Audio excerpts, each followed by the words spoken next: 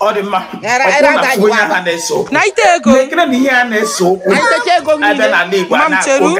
Aga muta nwoke ngwalenu nwoke lekwa ebe nwaanyị ji na isi na afọ ya aja n'ọnụ na-achọ ịzọpụ ya ma ya ji bụrụ nwoke onye ugbo ọ bụrụ nwoke asị nọ amụọ nwoke si ya bụrụ nwoke amụọ nwaanyị si ya bụrụ nwaanyị onye ka ugbu a mmadụ ya ga-akpọ ya akpọ maka onye nke egbuga ilu bụ nwaanyị ị ga-akpọzi onye agwa ọ mere ihe ka nwoke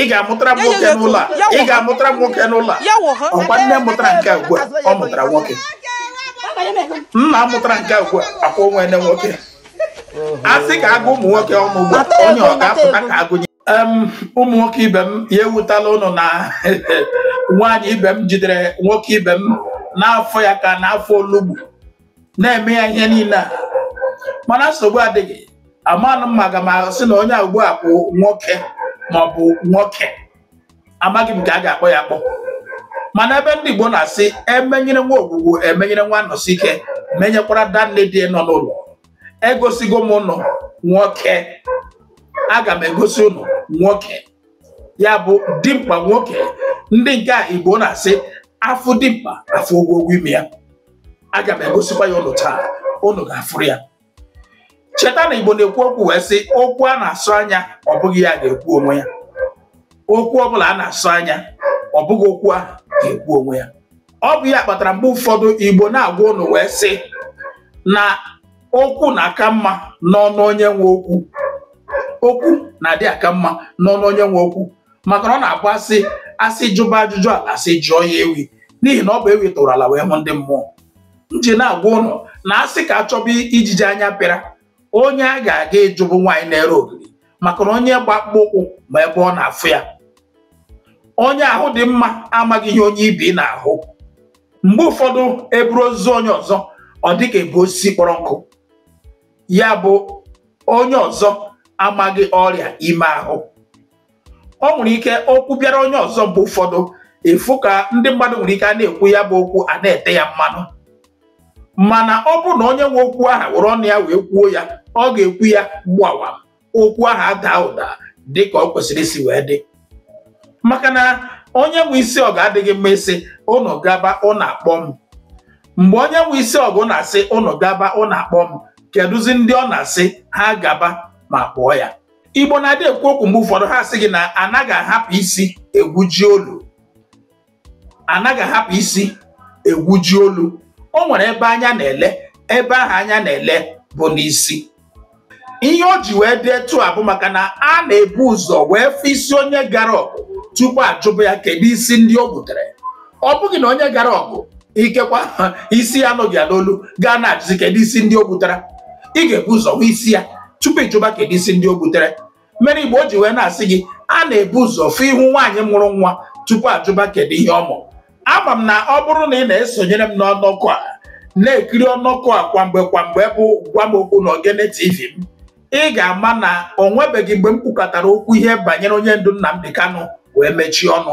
na-agwa ụnụ na ala nwa amadi a na-abụghị nwoke aga m aga ya na nwoke dị 7 ọ dị 10 na-eke si ya bụrụ mana tata imerime ụmụafọ Igbo eche na nwa amadi a bụ ikekwe abacha aga na-ata na-arapụ anya ma ọ bụ akama aga na-aṅụ na-eze ọkpụkpụ imerime ụmụafọ Igbo ndị na-eme ihe ha na-eme taa tụmadị ndị South East politicians nakwa South East governors nọ n'ala Igbo ka a kpọọ ha aha maka na anaghị m ezu agbatarị m nọrọ n'ihu gba ya onweghị ihe ọ ga-eme m imerime ndị a nọ na-eme onye ndu Nnamdi Kanu ihe ha na-eme ya taa ikekwa ha amaghị na ihe a Igbo na-ekwu wee sị onye ya na-agba ajọ uri ọkụ igwe anya na-akọ ya ụnụ ọfụrụ onye ara iwere anakwa na-eme onye ara onye iwere na-eme bụ nwanne onye ara mere na mgbe ụfọdụ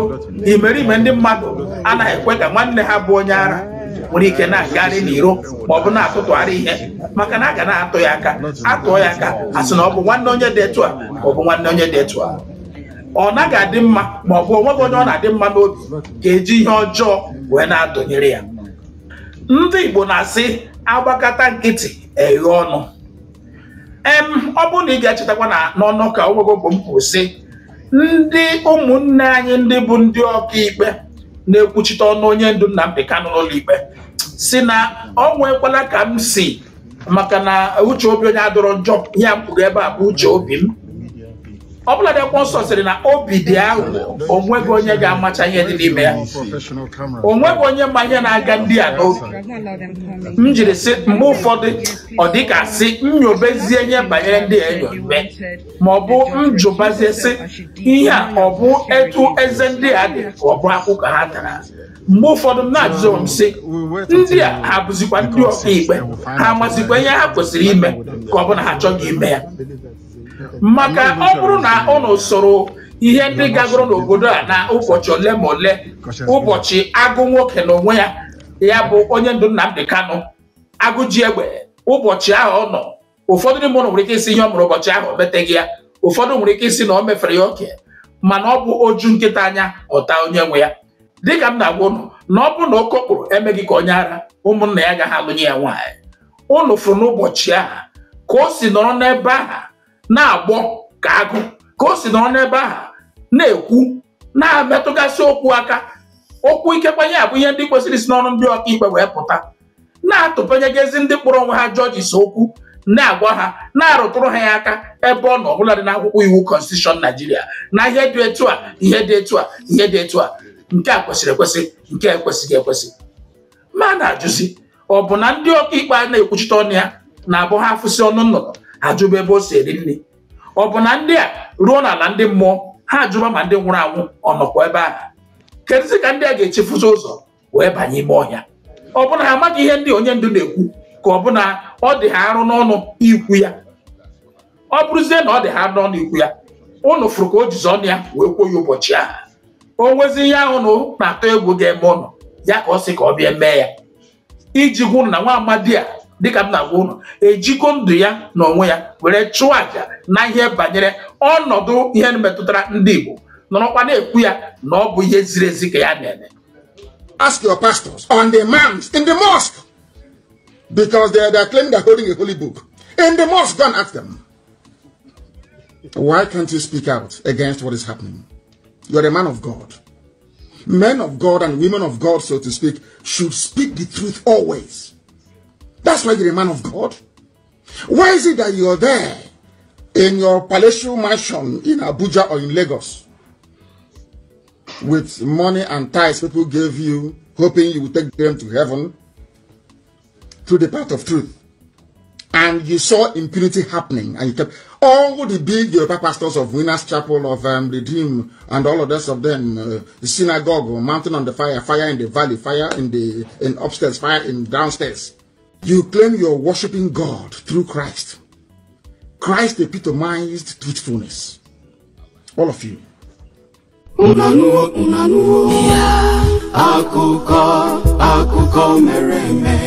Akụkọ mere eme ya ka ejiri bịa n'Ogene TV nke nụrụ. Ọrịa oyiri dibịa ọgwụgwọ, ọrịa oyiri dibịa ọgwụgwọ. Now wetin be the name of that sickness we don introduce to plenty doctors, still yet no result? Jiximore, e go treat am one hand. Na before them talk say some sickness na obrina jocha, but now obrina Jiximore, whether na cancer o, fibroid o, stroke o, or you be man, your King James no dey respond well. No worry yourself, make you use Jiximore natural product because e no dey fear any sickness at all. No let that sickness send you to early grave. My brother, no grief any sickness, oh. No allow anybody deceive you. If no be Jixi more natural product, no drink am at all. Jixi more, it dey work with the siam. Tupu m aga n'iru gosipụta bụ no ụmụ ihe ole ma ole ndị m ga-egosi unu ebe a ka unu ji anya ọnụ wee fụrụ.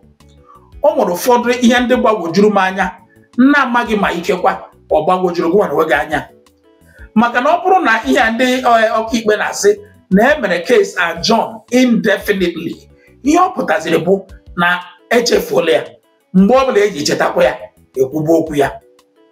Ihe dị etu a ugbu a ọ bụ ihe kwesịrị ekwesị. Ndị Igbo agbachi nkịtị chee na ọ bụ onye ndu Nnamdi Kanu ka a na-emegbu, ha amaghị na onye ji mmadụ n'ala ji onwe ya, na ọ bụ ha nwa bụ ndị Igbo ka a na-emegbu. Amaghị m ihe nwere ike ịkpali ikekwa obi onye ọkaikpe bụ Binta Nyako isi ya mere kesi mmadụ adjourn indefinitely, mana imerime na ihe ndị onye ndu metụtara aka n'ụbọchị aha o nwegasịrị ihe ndị o kwuru nke a na-akpọ evidence, ihe nrimama, ihe ngosipụta. Ọ gwara ụnụ na onye ọkaikpe bụ Binta Nyako na di ya na nwa ya nwoke nọ na-agabiga ihe banyere corruption charges. Ụnụ mara na ana m agwa ụnụ na ihe eji akwụ ụgwọ nkata bụ ekwere. Ọ sị ụnụ na ihe ejiri sị na ọ bụ ya nwa ga-ekwuriri okwu banyere ya nwa bụ ikekwa ọ nwere ike asị ya ime nke a eme nke a, mana nke ebe eziokwu bụ ihe ahụ nwa amadi a kwuru eziokwu dị na ya. Ọ bụrụzi na iso na ndị na-ekwu na onweghị eziokwu dị na ihe a okwu, cheta na ana m agwa ụnụ na ọ bụrụ na anaghị ọkụ ike n'ọkụ ọ gaghị ala. O ruru ụbọchị ole ma ole ihe a mechara, onye bụ CJN Nigeria bụ Kekere Ekwu etie ebewu na ụdị arụ na mpụ na-eme na judiciary na Nigeria na oru ileba anya na ọ nidiri urgent reform. Leekwana ya were na anya ụnụ wee fụrụ ya. Ụnụ na-asịzi m na ọ maghị ihe ọ na-ekwu, mana ana m agwa ụnụ na ebe o kwugburu onwe ya nọ, o megburu onwe ya nọkwa ebe a. Ụnụ mana ndị Igbo na-asị ata oshi ata ama, ata onye gburu mmadụ atakwa onye gburu egbu. Ihe niile m na-ekwu n'ọnọkọ a, ama m na afọ n'elu afọ ị ga-azụ chi azụ ga-abụ ashịa, ị ga-akpọpụta ihe ndị m kwuru. Unu ga-echeta mgbe m kwuru ya bụ mgbe ahụ e nyere nwanne nwaanyị bụ Bianca Ojukwu enyere ya appointment. Metụtara m okwu ahụ aka, o ruo ụbọchị ole anyị nọ ihe ọzọ. Mana ka ọ dị ugbu a sị na nwanne nwaanyị bụ Bianca Ojukwu ekwuola na ya ga-emekwana ihe ọbụla ya nwere ike ime, ya ga-do whatever the possible ịfụ na ahapụrụ onye ndu Nnamdi Kanu. Nsogbu anụ anyị ekwego. Gị mara etu anyị sikwara do ihe niile ị nwere ike idu hụ na ejidere nwanne anyị nwoke bụ Simon Ekpa. Tata ọ bụrụ na ị kwuru ihe dị etu a n'eziokwu ihe banyere onye ndu Nnamdi Kanu, biko gbakwa mbọ cheta na ekwu emebe aha mmadụ. Mee ihe ọ bụla ị nwere ike ime ka anyị mara na aha gị bụ talk and do. Ebe ị kwuru nke na idu ya, ọ bụ na ị kwuru nke a gbakwa mbọ do ya. Agwakwala m ụnụ na onye a na-achị ya na-achị onwe ya ọ bụghị ezigbo ihe.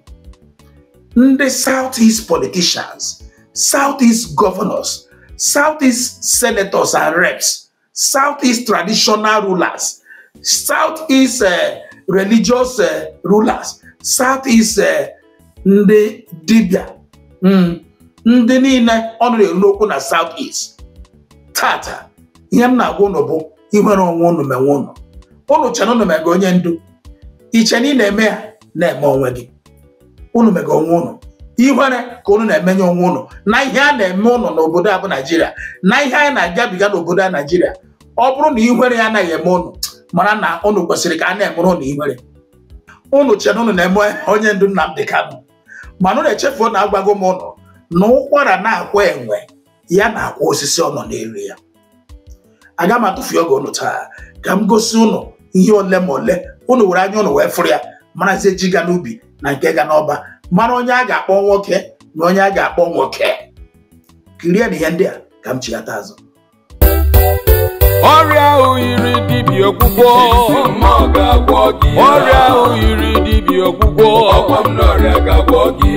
Now wetin be the name of that sickness we don introduce you to plenty doctors, still yet no result. Jiximore, e go treat am one hand. Na before them talk say some sickness na obrina georgia, but now obrina Jiximore, whether na cancer o, fibroid o, stroke o, or you be man, your King James no dey respond well. No worry yourself. Make you use Jiximore natural product because e no dey fear any sickness at all. No let that yeye sickness send you to early grave. My brother, no grief any sickness o. No allow anybody deceive you. If no be Jiximore natural product, no drink am at all. Ọrịa oyiri dibịa ọgwụgwọ. Jiximore, e dey work, we dey see am. The chief judge insists I was right. He left my case. If anybody is not happy with then you need to bother. No, I cannot. Because I have a court order. I have a court order. You have released yourself. I have a court order. Anybody who disagrees with this order of court, go to appeal court. That's what you tell me all the time. You are from this official. You cannot preside over this case number again. Not in this life. You cannot. Not now, not tomorrow, not ever. A woman here cannot force this court to preside on my case. You cannot. Not today, not till forever. You are recused and you stand recused. Tell the chief judge, not the kind of said, go on appeal. I recused him from my case. The state recused Justice Adema from my case. And the court insists Adema must hear my case. I never insisted. So why must you insist? To hear my case? I don't want you in my case. I don't need you in my case. You are biased. You are biased. You cannot be in my case. A woman should do the right thing. A chairman of the board of renters constitution is in propriety. Nowhere in the world such nonsense stop. You cannot be hobnobbing with lawyers, hobnobbing with justices, and you're proceeding a case. It's shameful. Absolutely shameful. Shameful. This is a court of law. This is a shrine to injustice.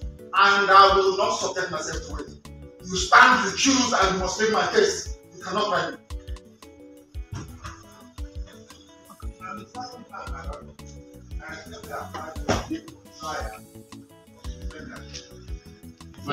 This man is not paying attention.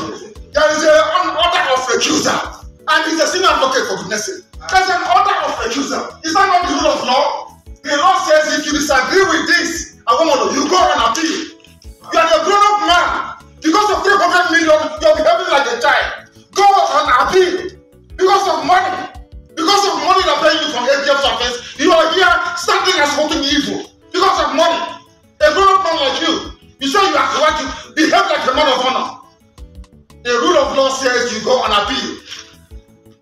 His lordship Peter, you go and try my case. Not on this planet Earth, I'm telling you that now. So stop wasting your time. Look at I said, the issue of class that the defendant has indicated that he will not take the formal application. I apply that the lordship was relatively good for hearing. You are not well. You are not well. I'm telling you, this God am I not well. This is an order of court. An order of court says Justice Beta Nyako is recused. An order of court. Order she made as an order. The same Chief Justice writing the stupid memo he's writing. I recused him. He was focus official. He sat on appeal. I took him to NJC. I recused him. Why did he not say I must sit on your case? Why in the case of his lordship is he insisting? He wants to embarrass her. He wants to embarrass your lordship by asking her to come and sit on this case. Is that what you're saying? There's an order of give it to him. He doesn't have it. Give him an order of court. It's an order of court. Give it to him. He doesn't have it. An order. Give it. He doesn't have it. It's an order of court. It's an order of court. I take your permission to address you. Let me tell the defendants that in every sinner, let's look for wisdom. And wisdom is very important in this matter. Tell him lies. It is not right for you to be insulting the law. If you insult yourself, I will insult you. If you have no respect for yourself, I will insult you. Because people are telling the law, when it comes to Nnamdi Kanu, you turn the law upside down. The law says one thing. If the law says this paper is white, when I go to court, they say it's black. When I say it's black, they say it's white. Is that law?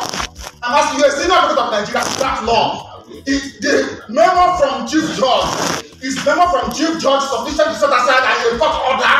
The answer is no. Why do you want to change the law in my own case?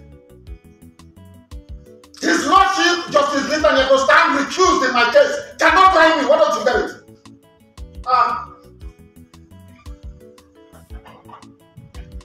You mean you're definitely dead for trial, so you can do your mathematics with always people without shame. I have here before me for the benefit of Chief, because it seems he doesn't know the law. So I will tell him. This is national judicial policy of this country. Please give them a copy each. National judicial policy of Nigeria. National judicial policy. I will tell you what it says. Because you don't know, I will tell you. Talking about memo from the Chief Judge of the High Court. Judicial policy of Nigeria. 1C. I'm reading. Poverty. In the performance of judicial functions, the judge is subject only to the law and must only consider the law. The rule of law in every common law jurisdiction in the world is that once an order of court is entered, the only way to set aside is by going on appeal. That's the rule of law. But the senior advocate, you don't know. I will go to see. A judge must not take or attempt to take orders or instructions of any kind from anyone, even the chief judge, from anybody, that may influence his decisions in the performance of judicial function. It means that his lordship, having entered an order of court, a decision between myself and her. See how the defendant Nnamdi Kanu decided to represent himself. He asked the lawyers with the legal team that we should stop, that he wants to speak, because Nnamdi Kanu is feeling that Nigeria is not fair to him. He's just a human rights activist agitating for self-determination with reasons. And one expected the federal government to address all those reasons that gave rise to this agitation. Of course, we also discover that some other persons that are having this similar issue within Nnamdi Kanu. I'm talking about the offense of terrorism, Showore from the West, the president of Mieti Allah, Kato from the north, Sondibo, their own has been settled. Why is Nnamdi Kanu still in the detention? And the people are saying that it's because he's an Igbo. Buhari did it because he's the president. Now Tinubu has come from the west. And this is not good for this country in any way. So we feel that there is still a room for them to withdraw these charges and so that we have peace. Of course, you now discover that the Court of Appeal, non-Court of Appeal is sitting in the whole of Southeast. The judges, the federal judges in the Southeast, judges of National Industrial Court, Federal High Court, Court of Appeal, they are not sitting because of the threats given by some persons saying that there is no justice in this country. So you can see how what Nnamdi Kanu is saying. I tried, though as a lawyer, is uncalled for, but I try to see his feelings. As a lawyer, we have our rules of ethics, and you discover that when we are trying to calm him down, he said that we should sit down and walk away, that we should not represent him again. So he decided. So he's not a lawyer. So, and I think the judge and the federal government understand, because many people have applied to the federal government. They are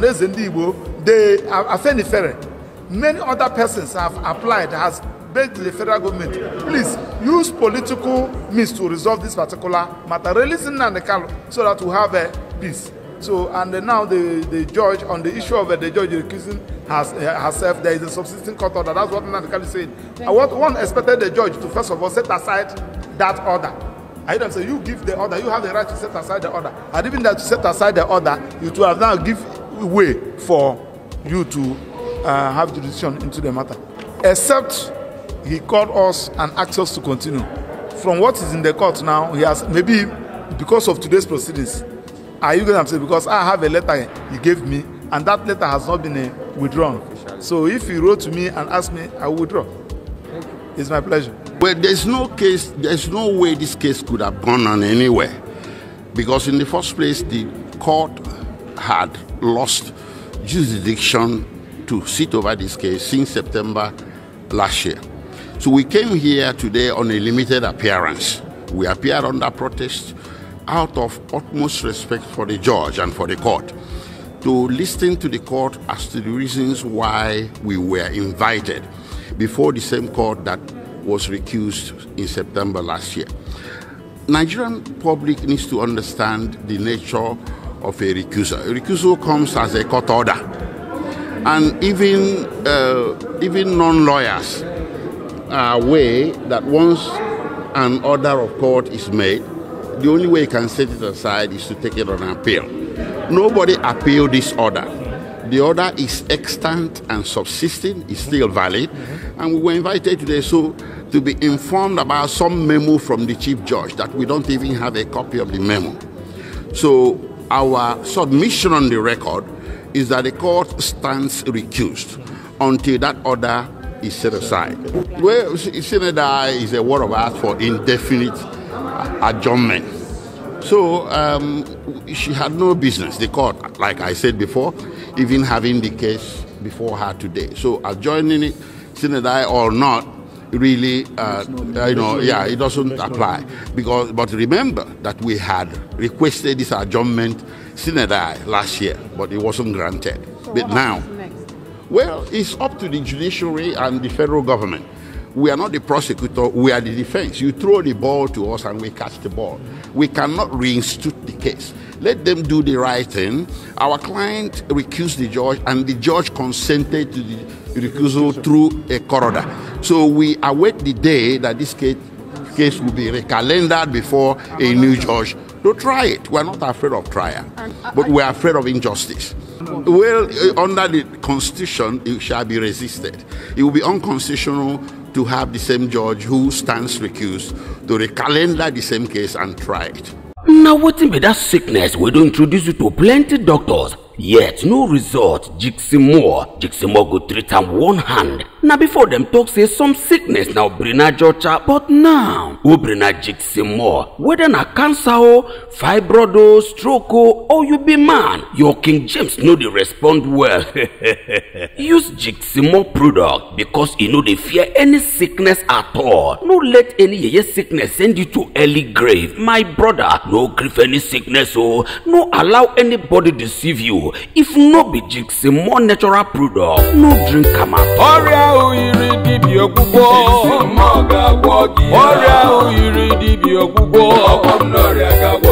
Jiximo, it dey work with the siam.